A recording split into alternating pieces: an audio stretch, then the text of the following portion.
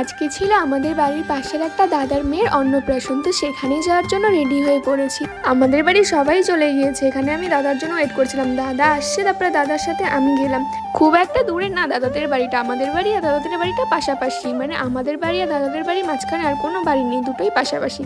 তারপরে তো এখানে এসে রাস্তা দিয়ে আমি একটু ঢং করছিলাম। আর এই বান্ধবীটাকে দেখছো, ওরই ভাস্তির আজকে অন্নপ্রাশন। আর এইদিকে দেখো পুচকুটা কি কিউট না, ওরই আজকে অন্নপ্রাশন। তো এখানে এসে একটু বসেছিলাম, তারপরে বৌদির সাথে দেখা হলো, বৌদির সাথে একটু গল্প করছিলাম। তারপরে এখন আমাদের খাওয়া দাওয়ার পালা। তারপরে তো চলে আসলাম খাওয়ার প্যান্ডেলের সামনে। এবার ভিড় ছিল, সেই জন্য আমরা এবার ঢুকতে পারিনি, পরের বার ঢুকে বসে পড়েছি। এখানে ভাই ছিল, দাদা ছিল, আমি আর আমার একটা ফ্রেন্ড বসেছিলাম। আর এই দাদাটা আমার সাথে অনেক ইয়ার্কি করে, তো দাদাটা লেবু দিচ্ছিল, আমাকে বলছিল আর একটা নিবি নাকি।